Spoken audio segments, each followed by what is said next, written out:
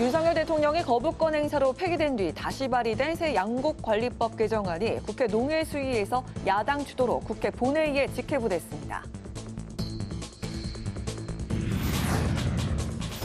국민의힘이 국민의 미래와의 합당 절차에 착수했습니다. 더불어민주당은 정부 여당에 경제 위기 극복과 민생 안정을 위한 추경 편성에 협력할 것을 촉구했습니다. 캐나다를 공식 방문 중인 김진표 국회의장이 하원 의장과 회담을 갖고 한국과 캐나다는 보편적 가치를 공유하는 포괄적 전략 동반자이자 국제 무대에서 유사한 입장을 갖고 대응해온 우방국임을 재확인했습니다. 대기자의 시선으로 분석해보는 정가 동향, 모교 정치클럽, 기자, 대기자. 22대 국회를 한 달 반 앞두고 민주당이 법사위와 운영위를 맡겠다고 주장하자 국민의힘이 반발한 가운데 입법 주도권을 둘러싼 여야의 신경전은 어떤 결론이 나올지 전망해보겠습니다.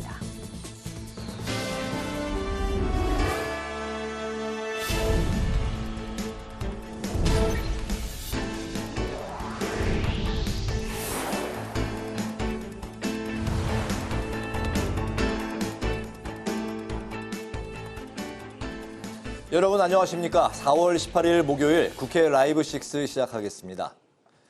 국회 농림축산식품해양수산위원회가 양곡관리법 개정안을 국회 본회의에 직회부했습니다.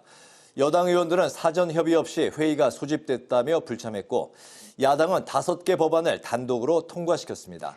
농산물의 가격 안정제를 도입하는 법안과 세월호 참사 피해자의 치료 기한을 연장하는 법안 등도 함께 통과됐습니다. 한규미 기자가 보도합니다. 국회 농림축산식품해양수산위원회가 대통령 거부권 행사 이후 다시 발의된 이른바 제2양곡관리법 개정안을 본회의에 직회부했습니다. 민주당 의원들과 무소속 윤미향 의원이 무기명 투표에 참여해 전원 찬성의 결과가 나왔고 여당인 국민의힘은 야당이 일방적으로 의사일정을 정했다며 회의에 불참했습니다. 양곡관리법 개정안은 미국의 가격이 기준가격에서 폭락하거나 폭등하는 경우 정부가 초과 생산량을 매입하거나 정부 관리 양곡을 판매하는 등의 대책을 의무적으로 수립 시행하는 내용을 담고 있습니다. 쌀 수요 대비 초과 생산량이 3에서 5%거나 쌀값이 전년 대비 5에서 8% 하락할 때 정부가 초과 생산량을 전량 매입한다는 내용을 담은 이전 양곡관리법 개정안보다 정부의 의무 매입 부분을 완화했다는 게 야당의 입장입니다. 민주당 농해수위 위원들은 기자회견을 열고 또 거부권을 행사한다면 그건 총선에서 드러난 민의를 거부하는 것이라며 협조를 촉구했습니다. 반면 여당은 개정안이 과잉 생산과 쌀값 하락, 재정 부담 증가 등을 유발한다며 우려하고 있습니다. 국민의힘 농해수위 위원들은 입장문을 내고 거대 야당의 입법 폭주라며 반대 입장을 밝혔습니다. 이 밖에도 농수산물 유통 및 가격 안정법 개정안과 4.16 세월호 참사 피해 구제 및 지원을 위한 특별법 개정안, 농업 회의소법 제정안, 지속가능한 한우 산업을 위한 지원 법안도 야당 단독으로 본회의에 회부됐습니다. 국회방송 한규미입니다. 총선 참패 후 국민의힘 내부에서는 자성의 목소리와 함께 윤재호 권한대행이 비대위원장을 맡아야 한다는 의견이 제기됐습니다. 또 국민의힘과 위성정당인 국민의 미래의 합당을 위한 절차가 시작됐고 이달 내에 마무리할 예정입니다. 문그린 기자가 전합니다.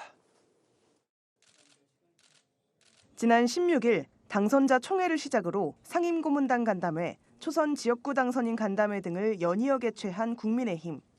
여당 의원들은 총선 참패의 원인에 대한 자성의 목소리를 이어갔습니다.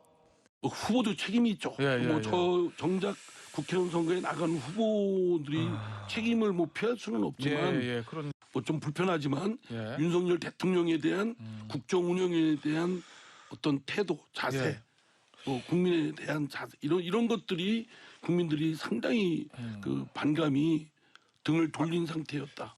대통령실 국무총리와 비서실장 인선에 야권 인사가 거론된 것에 대해서는 사전에 야당과 협의를 진행하는 등 실질적인 노력이 필요하다고도 지적했습니다. 야당과의 협치에 도움이 되는 분들이냐는 것은 전혀 저는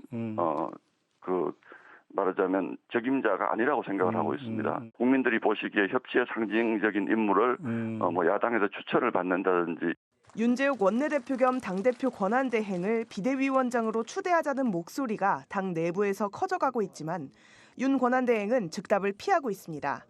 한편 국민의힘은 비례대표 위성정당인 국민의 미래와의 흡수 합당 절차를 시작했습니다. 당은 온라인으로 상임 전국위원회를 개최했으며 투표에 참여한 상임 전국위원회 만장일치로 전국위원회 소집 안건이 통과됐습니다. 오는 22일 전국위원회에서 합동회의를 개최한 후 중앙선거관리위원회에 신고하면 합당 절차가 마무리될 예정입니다. 국회방송 문그린입니다. 더불어민주당은 정부가 추경 편성 의지를 보여야 한다고 다시 한번 강조했습니다. 민생 경제 안정을 위해 여야가 협력할 때라고 촉구했습니다. 김동희 기자입니다.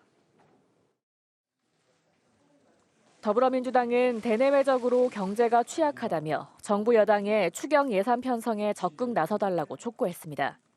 지금은 긴축과 낡은 낙수 효과에 매달릴 게 아니라 경제 정책을 적극 추진할 때란 겁니다. 적극적인 재정 확대 정책을 통해서 경제도 살리고 도리어 우리 경제가 살아난다면 정부가 그렇게 강조하고 있는 재정 건전성도 좋아질 수 있다. 그러면서 정부가 때를 놓치면 민생이 회복 불능 상태에 빠질 것이라고 경고했습니다. 해병대 최상병 특검법 처리도 거듭 강조했습니다. 특히 핵심 피의자인 이종섭 전 국방부 장관 측이 특검이 적절치 않다는 오만방자한 주장까지 한다고 지적했습니다. 이어 한동훈 전 국민의힘 비대위원장의 말을 인용하며 수사받는 당사자가 마치 쇼핑하듯 수사기관을 선택할 수 있는 나라는 민주주의 국가 중엔 없다고 꼬집었습니다. 이런 가운데 민주당 지도부는 고 박종철 열사의 어머니 정차순 여사의 빈소를 찾아 애도의 뜻을 표했습니다. 조문을 마친 이재명 대표는 고 박종철 열사는 80년대 민주화 투쟁에 기폭제가 됐던 대표적인 사건의 당사자라며 입장을 밝혔습니다. 최근에 민주주의가 후퇴하면서 이 수많은 사람들이 희생으로 싸워왔던 이 나라 민주주의가 많은 위험에 처했다는 생각이 듭니다. 우리 정차순 여사님의 그 애틋함이나 안타까움을 더 이상 안 봤으면 좋겠는데 참 안타깝습니다. 홍익표 원내대표는 민주화 운동을 한 사람이 존중받을 수 있게 하는 민주유공자법이 빠른 시간 안에 처리되도록 노력하겠다고 밝혔습니다. 국회 방송 김동희입니다.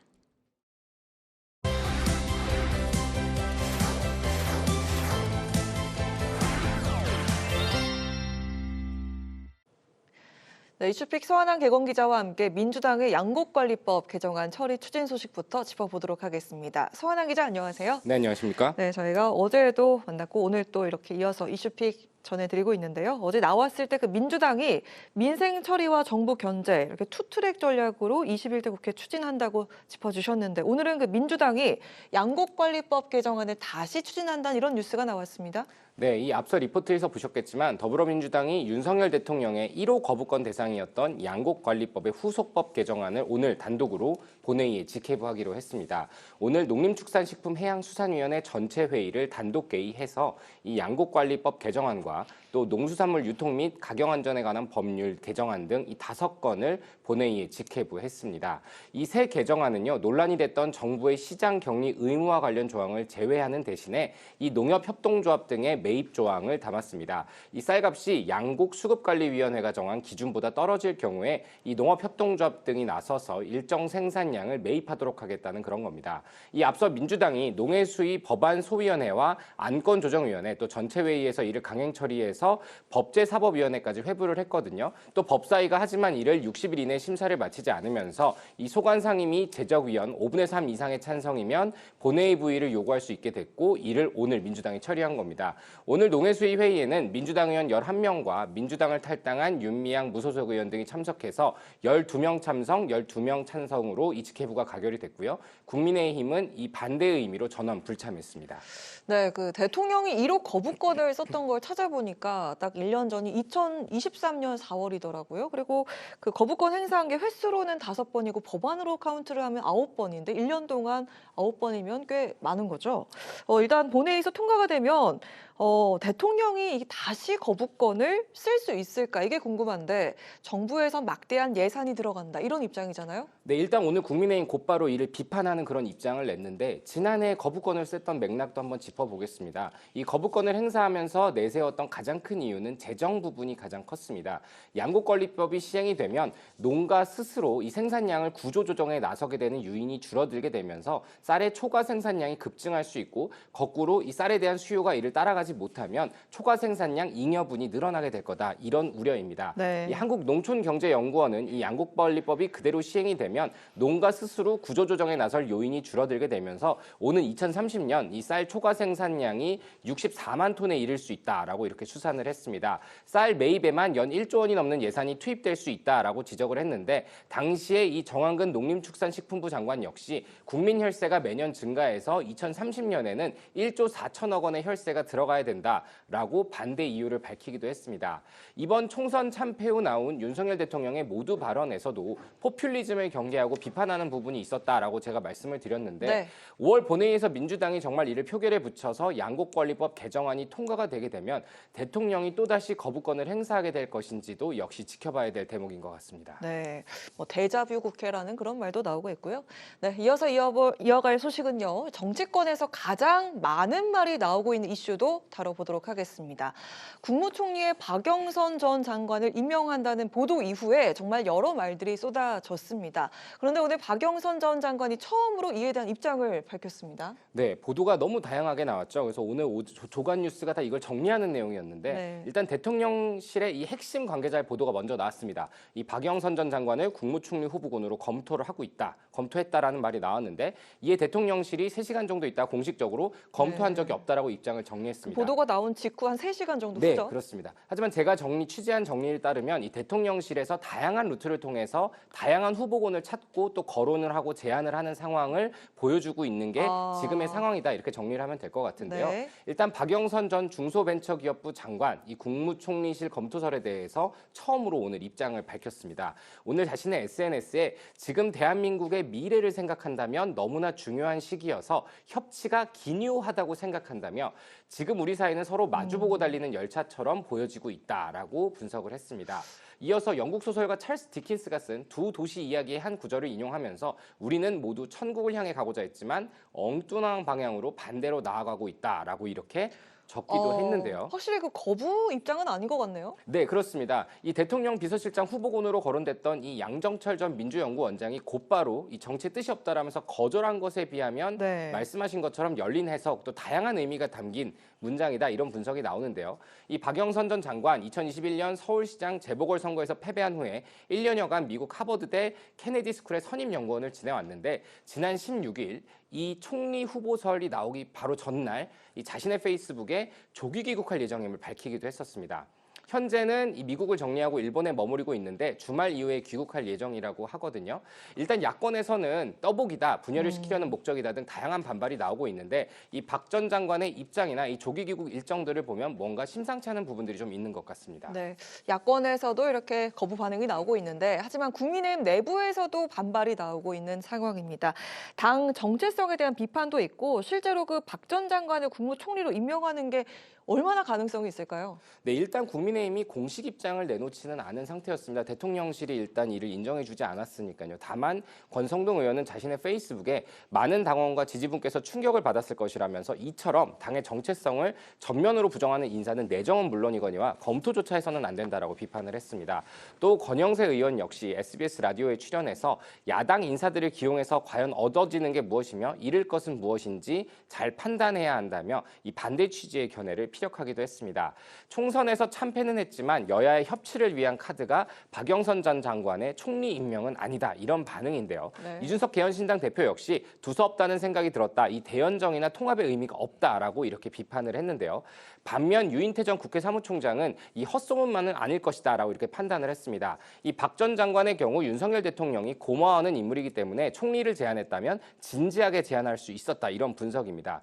유 전 총장은 오늘 이 CBS 라디오에 출연한 자리에서 대통령을 오늘 이 자리에 있게 만든 만든 그 유명한 말이 있죠. 나는 사람에게 충성하지 않는다. 그 말을 할 수 있게 만들어준 게 바로 박영선 당시 법사위원장이었다라고 얘기하면서 그 인연으로 윤석열 대통령이 나를 그 국감 자리에 불러줘서 고맙다며 윤석열 대통령 부부와 식사도 함께하는 등 가깝게 지낸 사이였다라고 이렇게 분석을 했습니다. 하지만 여권보다 야권 반응이 사실 더 안 좋은 것도 사실입니다. 이 추미애 전 법무부 장관만 해도 이 박근혜 정부가 탄핵 직전에 노무현 정부 당시에 정책실장을 지냈던 김병준 총리를 지명을 했던 케이스에 비유하면서 이 난파선의 마지막 순장조가 되고 싶지 않다는 심리가 있을 것이다라고 지적을 했고요. 박지원 전 국정원장 역시 윤 대통령은 야당 파괴 공작을 하는 것으로 보니 아직 정신을 못 차린 것 같다라고 이렇게 비판을 했습니다. 자, 이르면 이번 주말 이 개각 인선 중에 일부 인선이 나왔다 이런 보도들이 나오고 있거든요. 윤석열 대통령이 실제로 주말에 인선을 한다면 어떤 인선 카드를 꺼내들지 협치가 얼마나 메시지에 담겨 있을지는 역시 지켜볼 이슈인 것 같습니다. 네, 어떻게 될지 궁금하네요. 자, 오늘 이슈 분석 여기까지 들어보도록 하겠습니다. 오늘 말씀 고맙습니다.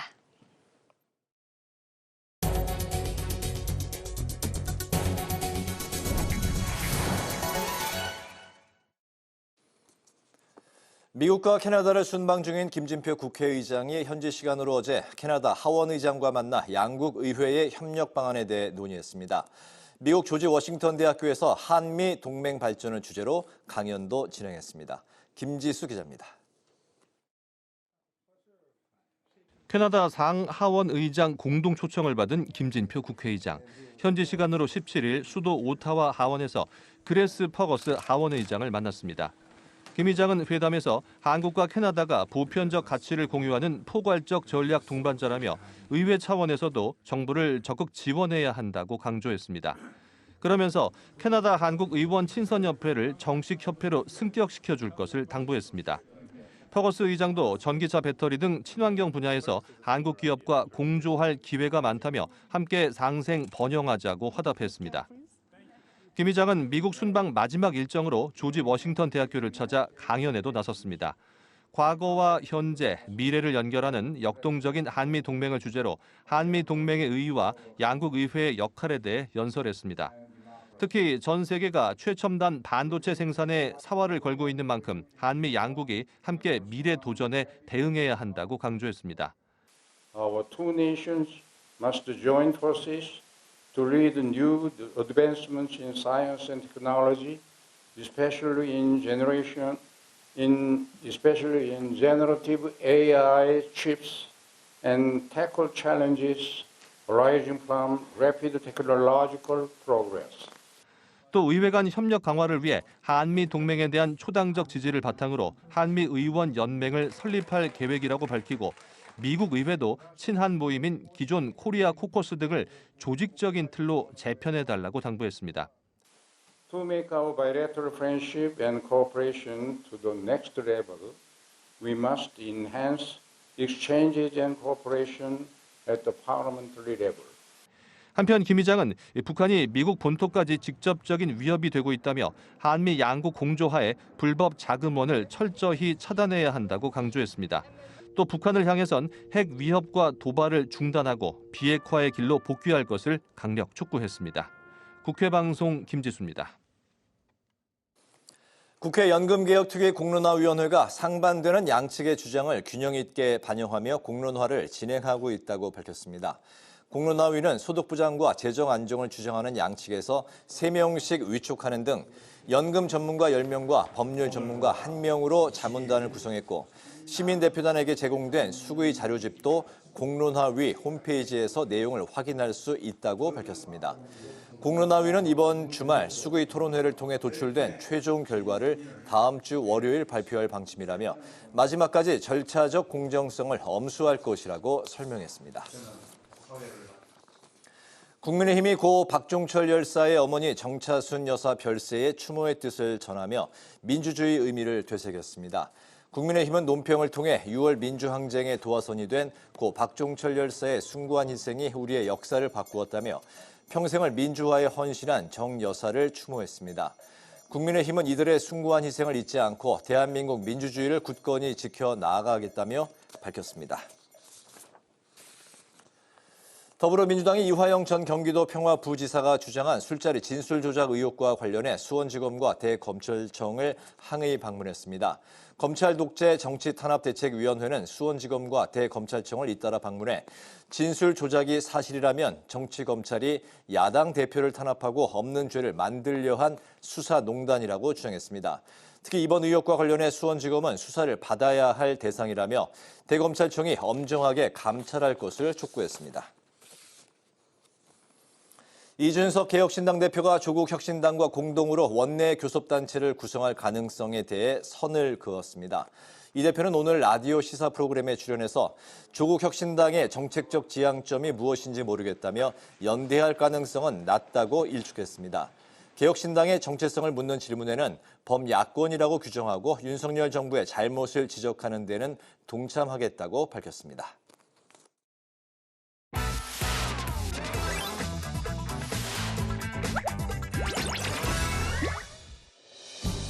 4월 18일 강아랑이 전해주는 정치권의 뜨거운 말말말 강아랑의 정치랑입니다. 오늘 첫 번째 주제는 상임위 신경전입니다. 22대 국회 법제사법위원장과 운영위원장 자리를 놓고 소수 여당인 국민의힘과 거대 야당인 더불어민주당 간의 본격적인 신경전이 시작됐습니다. 법사위원장을 다수 의석을 가진 민주당이 맡는 게 맞고 그게 이번 총선의 민심이라고 저는 생각을 합니다. 또 아울러서 운영위도 역시 국회 운영은 다수당이 책임지는 게 맞다 이렇게 생각하고 운영위원장 자리도? 미국 같은 경우는 상원 모두 다수 의석을 가진 정당이 다 가져가거든요. 상임위원장을. 법사위뿐만 아니라 주요한 상임위들 좀 더 갖고 와야 되는 건 아니냐. 지금 법사위를 또 지금 여당이 달라는 거는 그런 식으로 하겠다는 거거든요. 국회 법제사법위원회는 각 상임위에서 처리된 법안이 본회의에 회부되기 전 체계 및 자구 심사를 하는 이른바 최종 관문 역할을 합니다. 이 과정에서 여야 이견이 큰 법안 처리 속도는 법사위원장 뜻에 따라 빨라질 수도 늦춰질 수도 있습니다. 법사위원장은 고위공직자 탄핵소추위원도 맡고 있기 때문에 법안 상정권을 가진 국회의장은 원내 제1당이, 법사위원장은 2당이 맡는 게 오랜 관례였습니다. 그냥 국회 독식 입법 독주하겠다라는 얘기거든요. 야당이 만든 당론을 그냥 쭉 국회 어떤 의견이나 협의 없이 그거를 그냥 국민의 안으로 쭉 하겠다라는 얘기잖아요. 그러면 그게 국회일 필요가 없죠. 모여서 회의를 할 필요가 없지 않습니까? 국회를 민주당 의총으로 만들고 싶은 게 아닌가 싶어요. 민주당 의총에서 결정난 거를 국민의힘과 상의할 이유가 없다는 거 아니에요. 이게 신독재죠. 민주주의를 가장한 독재죠. 민주당에선 이에 더해 법사위와 운영위를 포함한 18개 상임위원장을 모두 가져와야 한다는 주장까지 나오고 있습니다. 특정 정당이 모든 상임위에서 과반을 확보하지 못했을 경우에 원활한 국회 운영을 하기 위해서 상임위를 배분을 했던 거거든요. 이론상으로 보면은 모든 상임위를 168석이 넘어가는 순간 그냥 한 당이 다 가져도 됩니다. 그래도 국회는 돌아가니까요. 국민의힘은 민주당 주장을 두고 독재 발상이라면서 강하게 반발하고 있습니다. 특히 김기현 전 대표는 법사위원장을 여당이 갖는 건 관례를 떠나 기본적인 원칙이라면서 입법 폭주를 위한 모든 걸림돌을 제거하겠다는 무소불위의 독재적 발상이 아닐 수 없다고 비판했습니다. 이처럼 22대 국회가 개원되기도 전부터 상임위를 놓고 여야가 극한 대결을 예고하고 있습니다. 협치를 비롯한 의회 권력의 균형을 위한 합리적인 결론이 맺어져야 할 것으로 보입니다. 두 번째 주제입니다. 교섭단체 견제입니다. 이번 총선에서 12석을 확보한 조국 혁신당이 원내 교섭단체 구성을 위해 다양한 전략을 펴고 있는 가운데 원내 일당인 민주당에선 신중하면서도 다소 부정적인 반응이 나오고 있습니다. 처음엔 뭐 의원을 빌려주는 게 안까지 나왔는데 그건 바람직하지 않은 거 같고요. 국민의 뜻에 반하는 거죠. 교섭단체 20인에서 예를 들어서 지금 여기에 대해서 뭐 논의하는 것은 저는 안 맞다고 봅니다. 왜냐하면 지금 아직 22대 원내 대표도 못 뽑았잖아요. 네네. 5월 달에 뽑고 그다음 지도부가 결정할 사항이다. 그리고 그 당시 당선인들 다 의견을 듣고 이렇게 해야 된다고 봅니다. 교섭단체 구성 요건은 20석입니다. 현재 12석인 조국 혁신당이 8석을 더 채우기 위해선 비례위성정당인 더불어민주연합으로 당선된 비례대표 의원 14명 중 더불어민주당 몫의 추천 인사로 향후 민주당에 합류하게 될 8인을 제외한 6명이 모두 가세해야 하고요. 지역구에서 당선된 새로운 미래 김종민 의원과 진보당 윤종호 당선인의 2석까지 합치면 요건이 갖춰지게 됩니다. 조국 혁신당이 교섭단체 이처럼 사활을 거는 가장 큰 이유는 한동훈 특검법 등 대여공세 입법 과정에서 주도권을 쥐기 위해서란 해석인데요. 또한 교섭단체가 되면 국회 상임위원장도 맡을 수가 있고 의사 일정이나 안건 결정에 영향력을 행사할 수 있습니다. 국회의장과 여야 원내대표 협상에도 참여를 할 수 있게 됩니다. 자, 그렇다면 또 다른 제3시도로서 이번 총선에서 3석을 확보한 개혁신당은 어떤 입장일까요? 썩은 도끼로는 썩은 나무를 벨 수 없다라는 말씀 많이 드렸습니다. 그러면서 조국 대표가 지금은 심판의 도구로서 사용되지만 3, 4년 전만 해도 내로남불의 대명사, 위선의 어떤 당사자였기 때문에 조국 대표와 같이 교섭단체를 꾸리는 것은 저는 안 맞다고 생각합니다. 꼼수라고 생각하기 때문에. 그런가 하면 이번 총선 참패로 지도부 총사퇴 및 비대위 체제로 전환한 새로운 미래는 유일한 지역구 당선자인 김종민 의원 결단에 귀추가 주목되고 있습니다. 새로운 미래가 조국혁신당 공동교섭단체를 확보하면 원내 영향력을 확대할 수 있고 정부 예산도 지원받을 수 있기 때문입니다. 김종민 의원은 한 달 안에 거취를 결정하겠다면서 조국혁신당의 개별 입당 혹은 당대당 연대까지 가능성을 열어둔 상황입니다. 조국 대표 또한 뜻은 분명하지만 시간을 가지고 진로서 승부하겠다며 속도 조절을 강조했습니다. 범민주 진영을 지지했던 유권자들이 충분히 이해할 수 있을 방식, 시간에 원내교섭단체를 만드는 게 좋겠다 생각을 하고 있고 지금 막 이 사람 저 사람 강제로 당겨오고 꼬우고 이런 방식은 아니라고 생각을 합니다. 일각에서 현행 교섭단체 구성 요건을 20명에서 10명이나 15명으로 낮추자는 주장도 나오고 있습니다. 조국 혁신당이 과연 원내 교섭단체를 만들 수 있을지 여부에 관심이 모아집니다. 지금까지 강아랑의 정치랑이었습니다.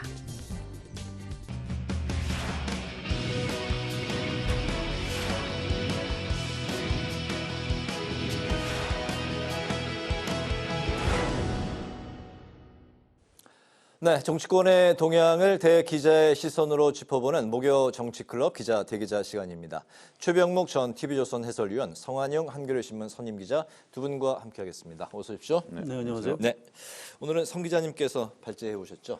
예, 국회 농해수위에서 양곡관리법 본회의 직회부했고요. 네. 이게 그 22대 국회 원구성 전초전이 벌어지고 있는 것 같습니다. 이런 정치 현안 갖고 토론해 보면 될 것 같습니다. 네, 야당이 양국관리법을 재추진하기 위해서 이른바 제2양국관리법 개정안을 본회의에 직회부했습니다. 여당이 이제 불참한 가운데 이루어졌는데 미국 가격이 기준 가격에서 이제 폭등할 경우 정부가 대책을 의무적으로 시행하겠다, 이제 사들인다, 뭐 그런 이제 뭐 이야기인데 그동안 이제 그 윤석열 대통령이 5차례에 걸쳐서 이제 9개 법안에 대해 거부권을 행사했는데 이게 이제 1호 거부권 행사한 그런 이제 법안이었는데 이번에 민주당이 재추진하게 됐습니다. 국민의힘이 이제 반발을 한 상황이고 농식품부도 반대 입장을 밝혔습니다. 이제 결론이 좀 어떻게 나와야 될까요? 사실 나와야 한다는 거는 뭐 이제 많은 사람들이 저는 공감한다고 보는데 그건 무슨 얘기냐면 사실은 지금 우리가 쌀 그 수요량이 점점 줄어들잖아요. 그러니까 쌀 생산 자체를 줄여야 돼요, 우리가 지금. 그냥 여기서 이대로 놓을 수는 없다고요. 근데 양국관리법 지금 민주당에서 추진하고 있는 걸 하면 그러면 쌀 생산량을 안 줄일 거라고요. 왜냐하면 폭락하더라도 그걸 정부가 사주니까. 자, 그렇게 되면 우선 이 장기적인 어떤 쌀 수급 대책, 뭐 이게 이제 어긋나는 것이고, 그다음에 그렇게 사주는 그 쌀 돈이 어디서 나겠어요? 결국은 그게 정부 재정이거든요. 그다음에 지금 쌀이 너무 많이 남아돌아서 사실은 어디 그 보관할 창고도 제대로 없어요.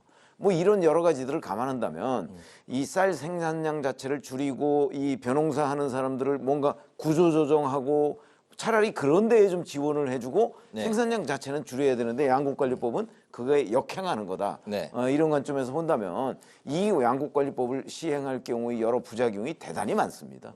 저는 그래서 지금도 민주당이 그 이 문제를 국가 미래를 생각해서 아니 자꾸 저 쌀을 창고에 쌓아두면 어떻게 하겠다는 건지 모르겠어요. 좀 판단을 좀 더 재고해주면 어떨까 이런 생각이 듭니다. 네, 이제 국가 이제 재원은 이제 상당히 부담이 되고 또 이제 농가 구조 조정에 이제 지원을 해줘야 되는 게 아니냐 그런 말씀이신데요. 예, 뭐 장기적으로는 맞죠. 그런데 당장 쌀값이 너무 뭐 폭등하거나 폭락하면 그게 이제 좀 문제를 일으키죠. 그래서 이 농가를 좀 보호해야 될 필요도 있고 그래서 네.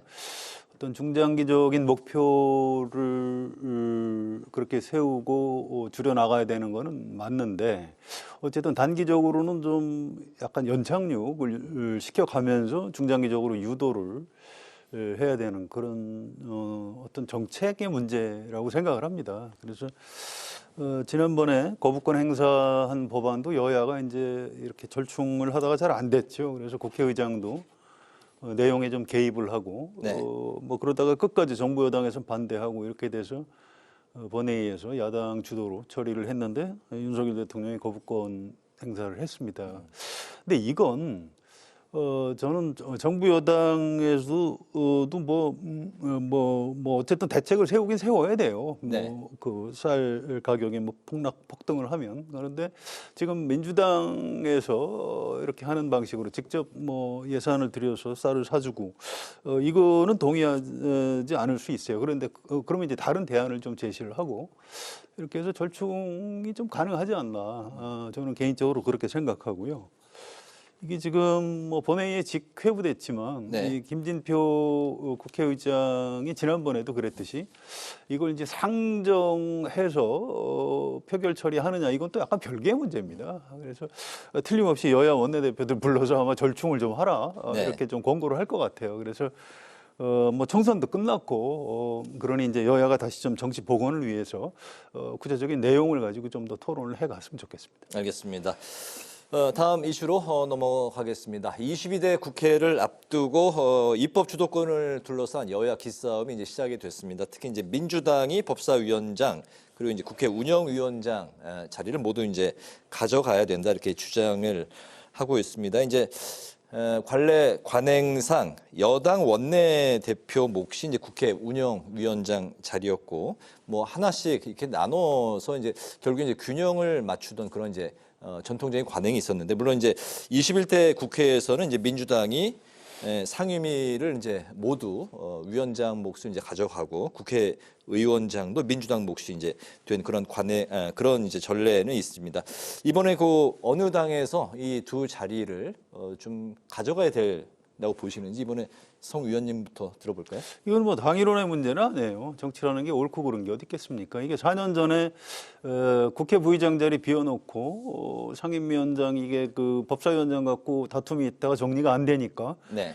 국회를 멈출 수는 없고 일단 급한 대로 상임위원장을 다 민주당에서 맡았죠. 그러면서도 바로 그만둬도 되는 사람들로 상임위원장을 그때 선출을 했었습니다. 그래서 이번에 민주당에서 법사위원장하고 운영위원장을 다 우리가 하겠다 이렇게 얘기하는 거는 전 일종의 기선제압용이라고 봅니다. 그래서 이건 1988년 소선거구제에 도입해서 그때도 이제 처음으로 여소야대가 됐고요. 그때 상임위원장을 이제 여야가 배분을 했고 물론 그때는 이제 법사위원장을 여당이 가져갔었습니다만 그 이후에 이제 어떤 계기에 국회의장을 제1당 또는 과반 정당이 가져가면 법사위원장은 그 반대쪽에서 가져간다. 이게 이제 일종의 관행처럼 지금까지 쭉 내려왔습니다. 그래서 또 한 가지 그 운영위원장은 또 이건 여당에서 대통령실을 관할하기 때문에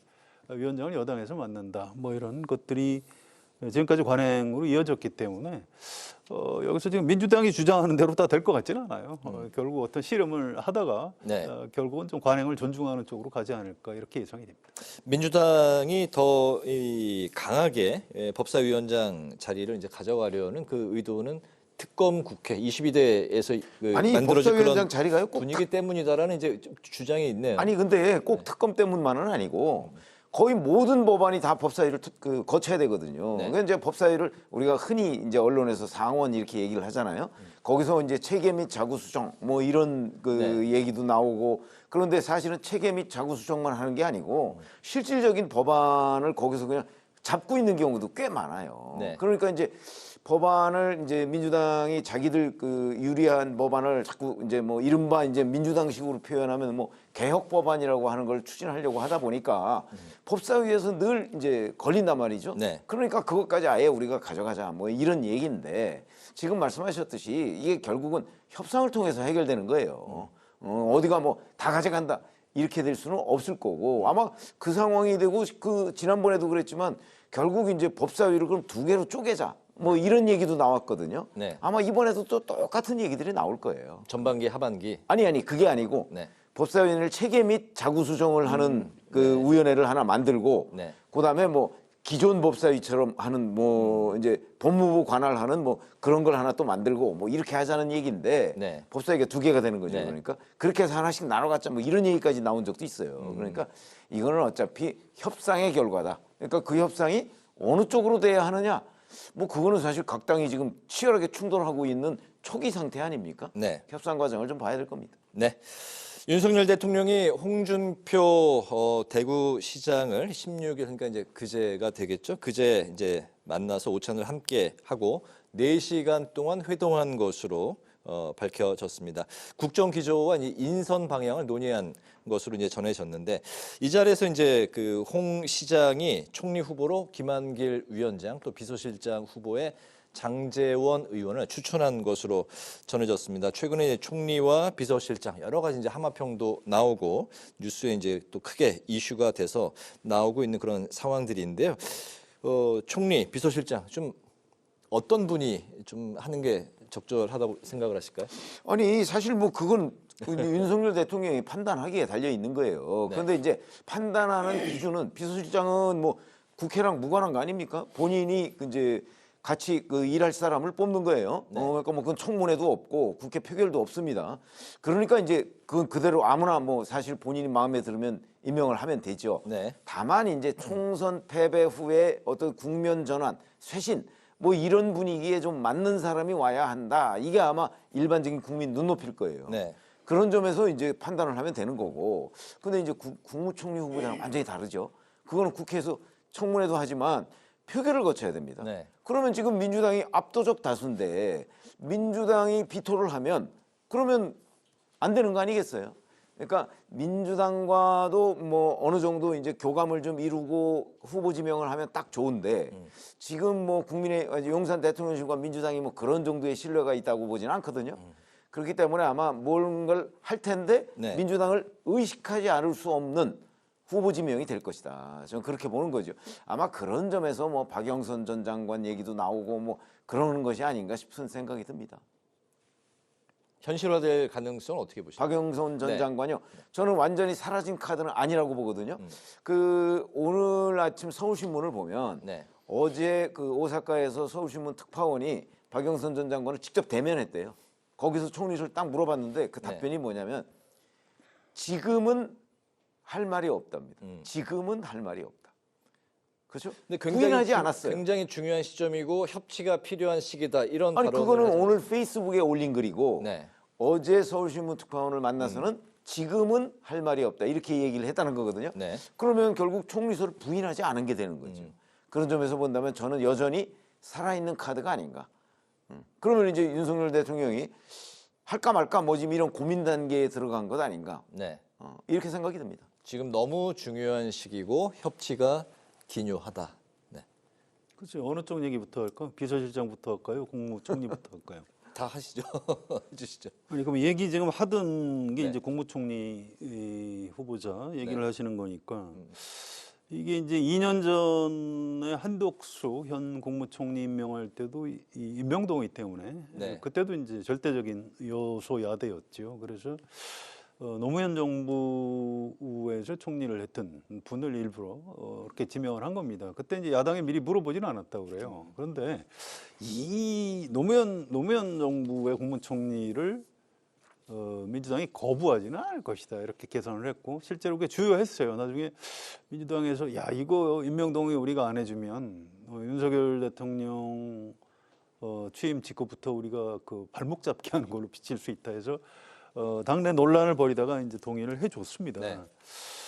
그래서 지금도 국무총리 후보자는 이제 야당이 사실상 그 권한을 가지고 있다고 봐야 돼요. 동의 부동의 가능하니까. 근데 이게 저는 가급적이면 공개적으로 했으면 좋겠어요. 이걸 뭐 이런 식으로 뭐 언론에 좀 떠보기 위해서 이름을 흘린 걸로 추정이 됩니다. 지금 네. 박영선 전 장관 얘기는. 그리고 우리가 다 알진 못하지만 박영선 전 장관하고 민주당하고 뭔가 좀 의견 교환이 있었던 걸로 추정이 되고요. 민주당 의원들한테 물어보면 지금 오늘 사이에 급속히 좀 부정적인 얘기들을 다 하고 네. 있습니다. 물론 국민의힘 안에서도 말도 안 된다 이런 얘기를 하지만 임명동의 권한을 갖고 있는 민주당 의원들도 이건 뭐 안 된다 이런 쪽으로 지금 오늘 오전하고 또 오후하고 또 달라요. 오후에 네. 좀 더 나빠졌습니다. 아마 그런 걸로 미루어서 사실상 민주당에서 임명동의 안 해주는 걸로 정리가 된 것 같고요.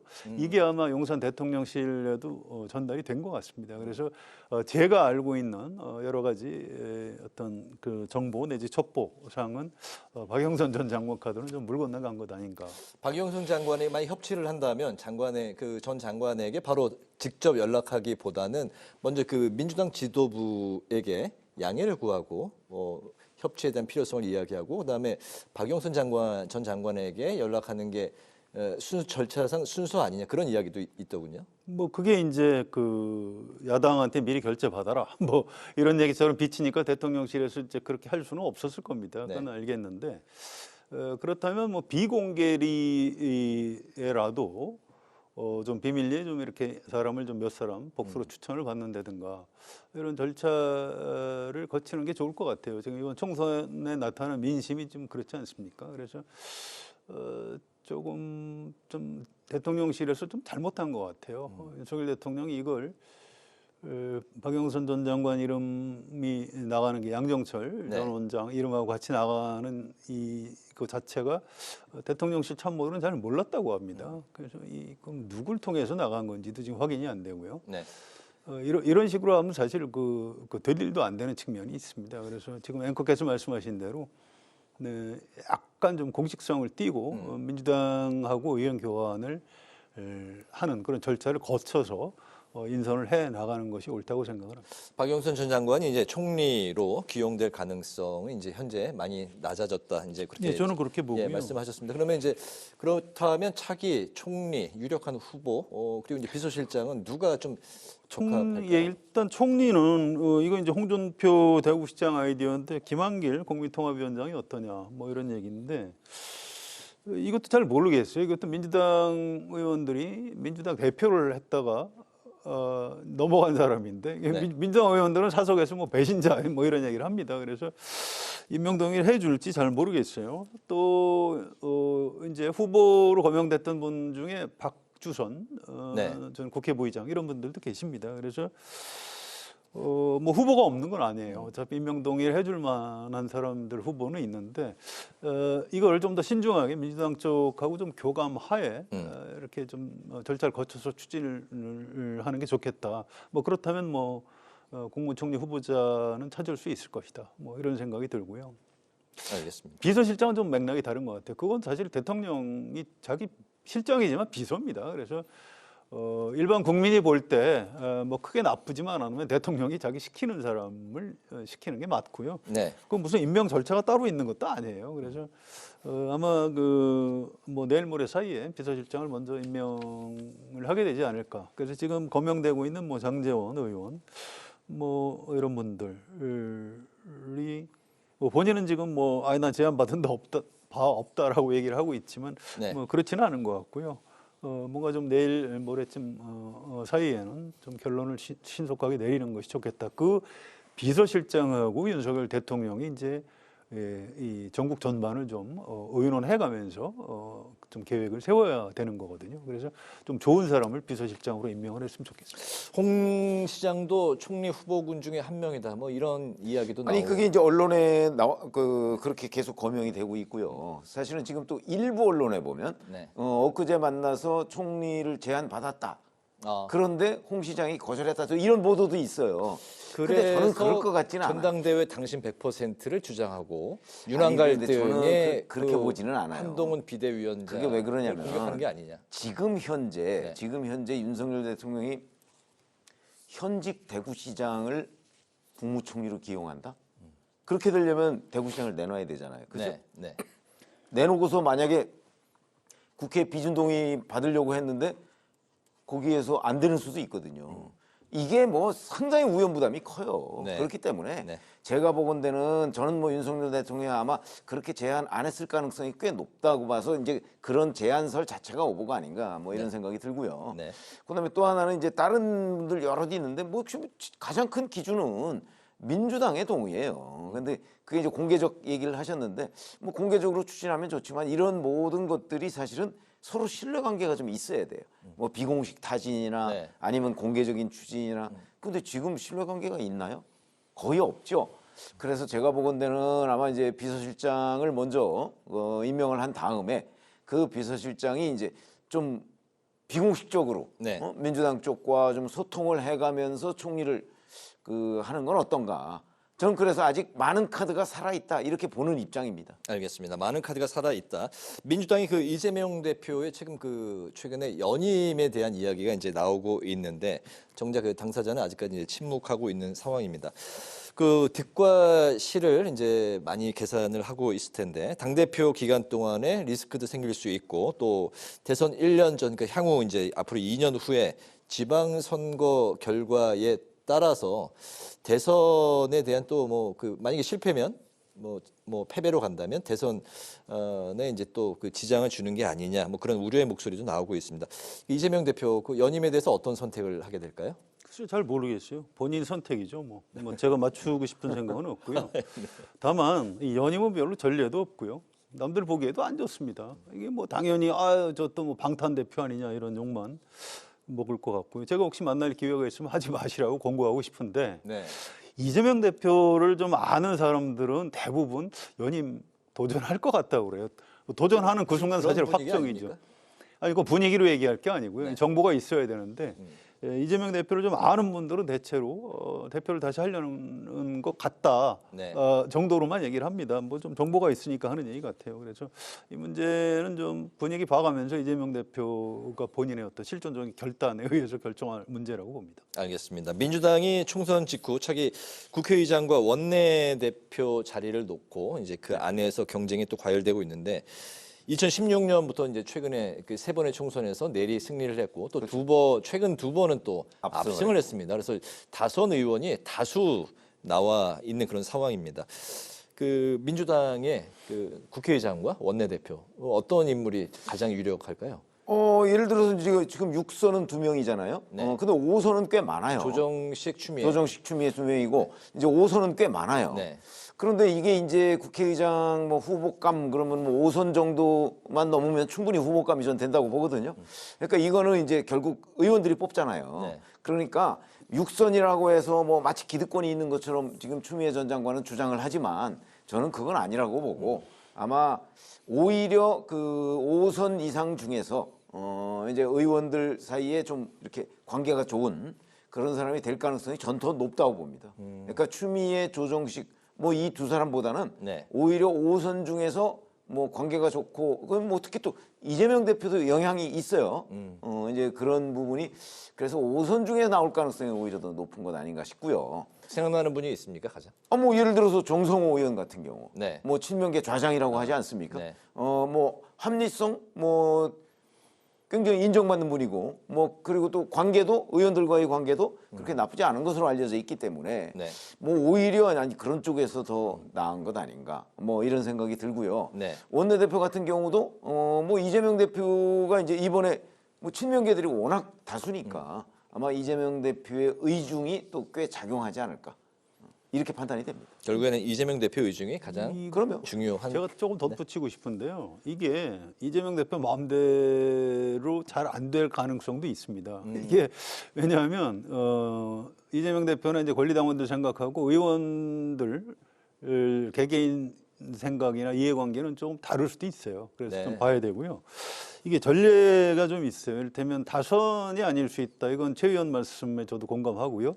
17대 국회에서 김덕규 의원이 5선이었고 임채정 의원이 4선이었는데 경선에서 임채정 의원이 이겼어요. 그래서 4선 국회의장. 네, 국회의장이 됐습니다. 그래서 이거는 이번에도 이제 민주당 의원들한테 좀 신망이 있는 사람이 국회의장 후보가 되고 네. 본회의에서 선출될 가능성이 높다고 보고요. 예를 들어서 추미애 조정시 6선보다는 5선에 아까 정성호 의원 얘기하셨죠. 뭐 우원식 의원도 있고. 네.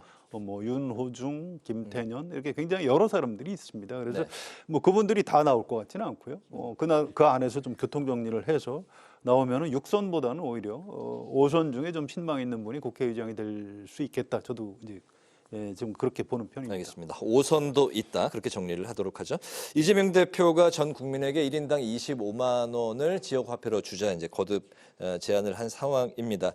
계속해서 이제 그 반대쪽 당 여당에서는 포퓰리즘 정책에다 이제 반대하고 있는 상황인데 좀 어떻게 봐요? 잘 아시다시피 우리 이제 나라 빚이 뭐 1,000조 넘었다 이렇게 얘기를 하고요. 네. IMF가 지금 이 우리나라의 빚 이 부분에 관해서 경고를 한 게 있거든요. 뭐 이런 것들을 보면 우리가 지금 빚내서 빚 갚고 있는 나라인데 과연 그 1인당 25만 원 그래서 한 가구당 대략 한 100만 원쯤을 이렇게 주는 것이 네. 이게 뭐 인플레이션 이런 걸 떠나서도 지금 우리 그 나라 빚이나 뭐 이런 거 가지고서 이게 가능한 일이냐. 저는 뭐 이런 식의 현금성 살포 뭐 이런 것들은 명백하게 포퓰리즘이라고 봅니다. 네, 포퓰리즘이다. 네. 그래서 이건 뭐 옳고 그른 문제는 아닌 것 같고요. 현실적으로 윤석열 대통령이 극구 반대하는데 될까요? 안 될 것 같은데요. 그래서 이 국정 철학의 문제라고 보고요. 윤석열 대통령이 당선자들한테 전화해서 내 국정 철학은 바꿀 생각이 없다. 이렇게 어제 오늘 사이 얘기를 했다고 합니다. 아, 그렇습니까? 예, 그래서 이건 아마 절대로 양보하지 않을 것이다. 이렇게 보는 게 맞을 것 같습니다. 그렇군요. 오늘 두 분의 오늘의 한 줄 논평을 드리면서 마무리하겠습니다. 오늘은 최 의원님부터 들어볼까요?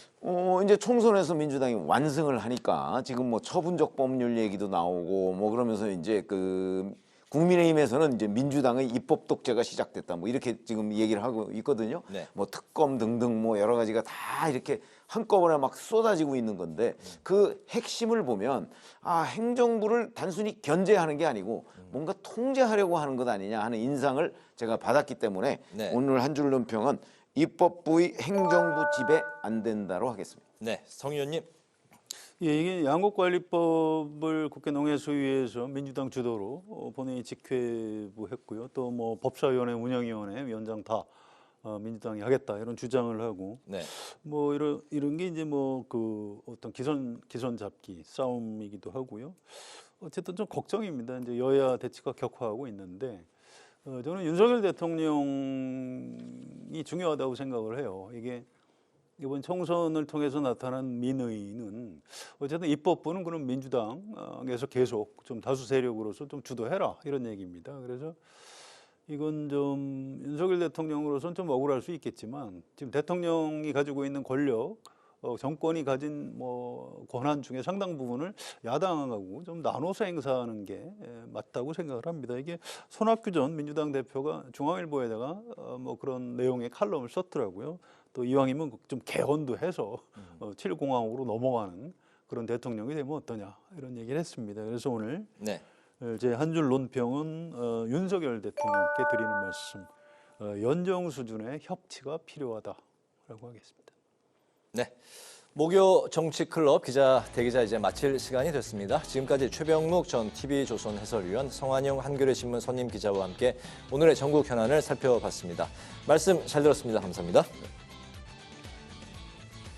오늘 국회 라이브 6도 여기서 마치겠습니다. 시청해 주신 여러분 고맙습니다.